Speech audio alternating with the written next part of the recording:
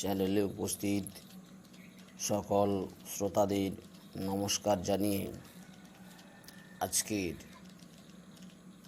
আমি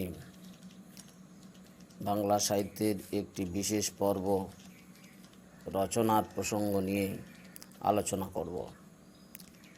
রচনাটি হলো দৈনন্দিন জীবনের বিজ্ঞান।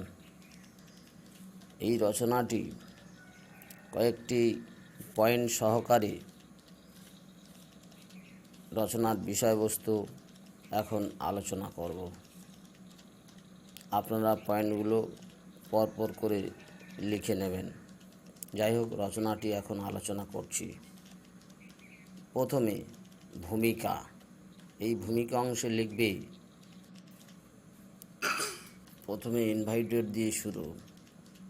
যন্ত্র দানব মানব করিলে পাখি, জলস্থল আর রইল না বাকি। দাঁড়ি ইনভাইটেড ক্লোজ। ধার থেকে, বিজ্ঞান সাধনার এই অমৃত বাণী প্রথম ফুটেই ছিল মানব সভ্যতার নন্দন ক্ষেত্রে।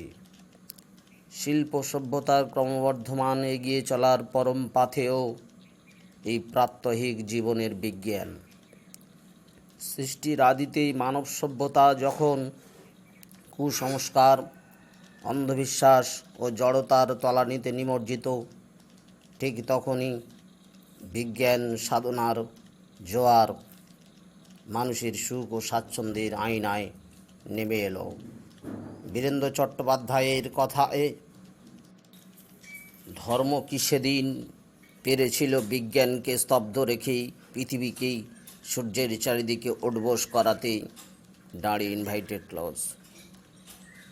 কাজেই ধর্ম সাধনার পথ ছিন্ন করেই বিজ্ঞান তার কপালে জয়টিলক এঁকে নেমে পড়ল বিজ্ঞান সাধনার অমৃতভূমিতে।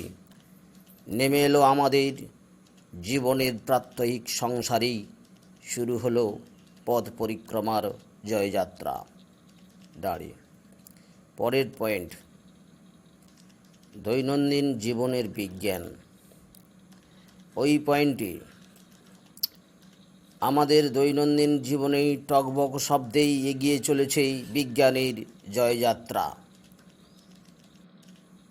প্রতিদিনের ব্যবহারযোগ্য জিনিসপত্র থেকে শুরু করেই, যেমন চায়ের গ্লাসে মুখ দেওয়া, রান্না গ্যাস, কড়া, খুন্তি ইত্যাদি ছাড়া নানাবিধ জিনিস, থিয়েটার, গান বাজনা, রেফ্রিজারেটর ইত্যাদি জিনিসগুলো বিজ্ঞানের উত্তম ও অভিনব আবিষ্কার।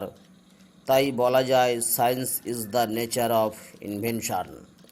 শুধু তাই নয়, বিভিন্ন অ্যাসিড, মহাকাশ জ্ঞান, বিজ্ঞান ইত্যাদি বিজ্ঞানের এক উল্লেখযোগ্য অবদান। এবারের পরের পয়েন্ট, দৈনন্দিন জীবনে বিজ্ঞানের অবদান।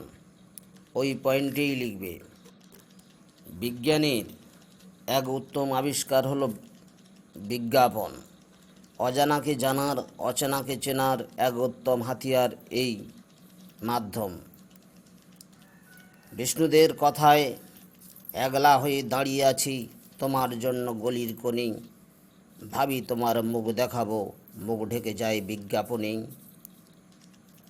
বিজ্ঞাপনের মাধ্যমকে আমরা আমাদের প্রচার মাধ্যম হিসাবে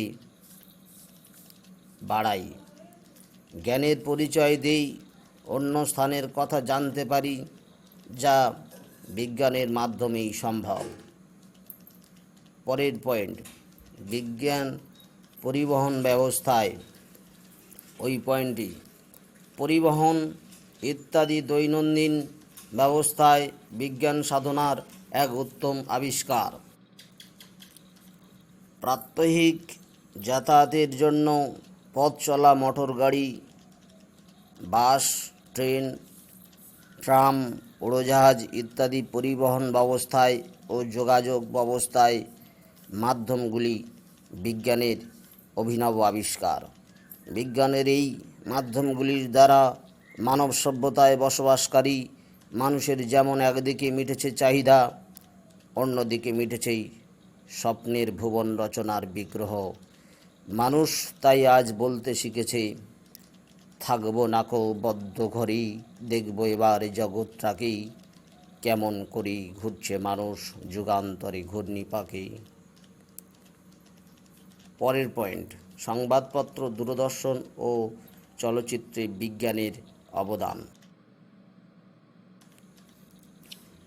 television is the great invention of science. বিজ্ঞানের ক্ষেত্রে দূরদর্শনের আবিষ্কার, চলচ্চিত্রের আবিষ্কার, সংবাদপত্রের আবিষ্কার এক উল্লেখযোগ্য প্রচার মাধ্যম। আমাদের প্রাত্যহিক জীবনে দেশ বিদেশের খবরাখবর, ভাষা, সাহিত্য, আমোদ প্রমোদ, রুজি অরুচি, নৈতিক অনৈতিক কথাবার্তা, বিভিন্ন বৈজ্ঞানিক ঘটনা, মানুষের জীবনযাত্রা, জীবজন্তুর বিবরণ পাই আমরা বিজ্ঞাপন থেকেই। আবার চলচ্চিত্রগুলির মাধ্যমে সিনেমার পর্দায় অভিনেতা অভিনেত্রীদের কথোপকথন, তাদের ভাষার স্টাইল, আমোদ প্রমোদ ইত্যাদি আমরা জানতে পারি। কবির কথায়, সিনেমায় আছে শুধু সব, নাই কোনো ভেদাভেদ, নাই কোনো রব।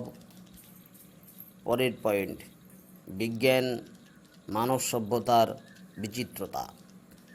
আধুনিক দৈনন্দিন জীবনে মানব সভ্যতার অবদান বিজ্ঞান ধারায় ও বিচিত্রভাবে পর্যবেসিত দাঁড়িয়ে। যেমন 1 নম্বরে, সকালে ঘুম থেকে উঠে স্টোভে চা গরম। 2 নম্বরে, রাত্রিতে লাইট জ্বালানো, পাখা জ্বালানো। 3 নম্বরে, দুপুরে রান্নার গ্যাসের সাহায্যে রান্না। 4 নম্বরে, রেডিও শোনা, টিভি দেখা, সিরিয়াল দেখা। 5 নম্বরে, খবরের কাগজ, বিভিন্ন দেশের সংবাদপত্র পড়া। 6 নম্বরে, বিভিন্ন আক্রমণকারী দেশের পারমাণবিক বোমার নিক্ষেপ ইত্যাদি বিভিন্ন বিষয়গুলি আমাদের প্রাত্যহিক জীবনের বিজ্ঞানের বিভিন্ন মাধ্যম ও রচনাগার হিসাবে বিজ্ঞানের অবদান রয়েছে। পরের পয়েন্ট, কল্যাণপ্রদ কর্মসাধনে বিজ্ঞান। ওই পয়েন্টে, কল্যাণপ্রদ কর্মসাধনায় বিজ্ঞান একটি উল্লেখযোগ্য মাধ্যম। অতীতের টুকটাক জোয়ার মন্ত্র ও ওঝার ভয়ে মানুষের প্রাত্যহিক জীবনে নেমে এসে যেত ভীত সন্ত্রস্ত, কিন্তু বিজ্ঞানের আবিষ্কারে Galileo, Copernicus, Roentgen, James Watt, Humphry Davy ও আর্কিমিডিস, ডাল্টন প্রভৃতি বিজ্ঞানী প্রভাবেই কুসংস্কার নিমেষে হয়েছে উন্মুক্ত। বিজ্ঞানের প্রভাব পড়ল সাহিত্যের অঙ্গনেও। বিজ্ঞানের আধারেই বেঁচে থাকল না কবির সেই কথা, শতকোটি সন্তানেরই হে মুগ্ধ জননী, রেখেছ বাঙালি করেই মানুষ করণী। বিজ্ঞান শেখালো মানুষ তৈরি করার মন্ত্র, তাকেই পাথেয় করেই আবিষ্কার হলো আলাদিনের মায়ার প্রদীপ। এবার পরের পয়েন্ট, বিজ্ঞানের অপপ্রয়োগ। ওই পয়েন্টেই, নৈতিক ও অনৈতিক বিজ্ঞানের দুটি দিক। সভ্যতাকামী মানুষ নীতিবিজ্ঞানের বশীভূত হয়েই শুরু করেছিল তার প্রাত্যহিক জীবনযাত্রা, কিন্তু অনৈতিক চাবির রসানলেই ও রূপানলেই শেষ করল তার দেহকেই, ভস্মীভূত করে দিতে থাকল পারমাণবিক নেশায়। গর্জে উঠল বন্দুক পিস্তলের দুমদুম শব্দ, ভেসে উঠল আমি বিদ্রোহী রণক্লান্ত, আমি সেই দিন হব শান্ত। শুরু হয়ে গেল বিশ্ব বিবেকের দংশন। কবির কথায়, শতাব্দীর সূর্য আজি রক্ত মেঘ মাঝেই অস্ত্র গেল, হিংসার রাগ রাগিনী জাগায় জর্জর বক্ষেই। পরের পয়েন্ট, বিজ্ঞানের সচেতনতা। মানুষ বিজ্ঞানের কুসংস্কার ও প্রভাবে হয়ে উঠল বিশ্বরূপে ভীষণ বা বিভীষণ। কিন্তু সভ্যতার কামী মানুষ কখনোই জানে না কবির সেই ধারা, চলতে পথে মটরশুঁটি জড়িয়ে দুখান পা। অর্থাৎ